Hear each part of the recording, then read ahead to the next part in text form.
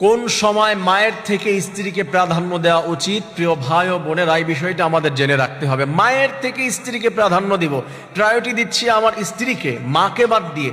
এই বিষয়টি how is it possible? এটা কিভাবে সম্ভব? অনেকে অবাক হতে পারেন।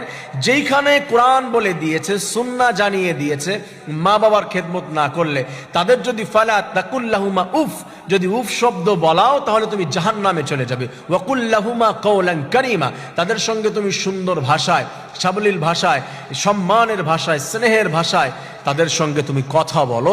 সেইখানে বলে দিচ্ছি আমি যে মায়ের থেকে স্ত্রীকে প্রায়োরিটি বেশি দিতে হবে, তাকে প্রাধান্য বেশি দিতে হবে। হ্যাঁ আমার প্রিয় ভাই ও বোনেরা, মা বাবার পায়ের নিচে আল্লাহ তাআলা আমাদের জান্নাত রেখে দিয়েছে। আল জান্নাতু তাহতা কদামিল উম্মাহাত, মা বাবার পায়ের নিচে জান্নাত। হুমা জান্নাতুকা ওয়া নারুকা, রাসূল বলে দিয়েছেন সে তোমাদের জান্নাত, সে তোমাদের জাহান্নাম। যদি মা বাবাকে খুশি করতে পারো জান্নাত পেয়ে যাবে, আর যদি তাদেরকে খুশি করতে না পারো তাহলে জাহান্নামে নিক্ষিপ্ত হবে। সেই জায়গায় বললাম স্ত্রীকে প্রায়োরিটি দেওয়া যায়। আল্লাহ রাব্বুল আলামিনের কোরআন বলে দিয়েছেন, আল্লাহ তাআলা বলছেন ওয়াসাইনাল ইনসানা বিওয়ালিদাইহি হুসনা ওয়া ইন জাহাদাকা লিতুশরিকা বি মা লাইসা লাকা বিহি ইলম।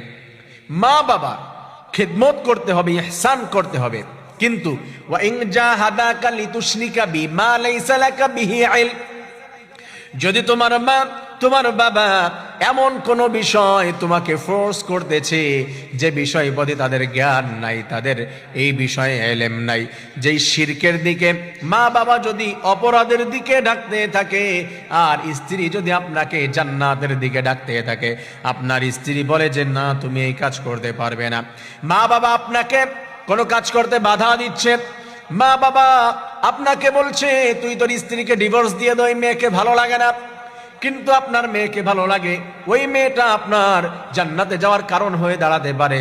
আপনার স্ত্রী অনেক ভালো, কিন্তু মা বাবা বিভিন্ন জিদের কারণে, হয়তো একা বিয়ে করেছেন তার জন্য বলছে, বা জিদের কারণে, বাস যেই মেয়েকে বিয়ে করতে বলেছে আপনি করেন নাই, যে কোনো দিক দিয়ে যদি বলে, আর আপনি ওই সময় স্ত্রীর কথা প্রায়োরিটি দেন, আপনার যদি স্ত্রীর প্রতি জুলুম হয়ে যায়, এই দিকে তাকে স্ত্রীর কথা প্রায়োরিটি দিয়েছেন, মার কথা দেন নাই, এই জন্য আল্লাহ রাব্বুল আলামিন আপনাকে ধরবে না। মা আপনাকে শিরকের দিকে ধাবিত করছে, অমুক পীরের দরবারে যাও, হাজার হাজার মা বাবা আছে, অমুক পীরের দরবারে যাও, সেইখানে গিয়ে তোমার সিজদা করতে হবে, ভক্তি দিতে হবে, এই কথা আপনাকে ফোর্স করছে।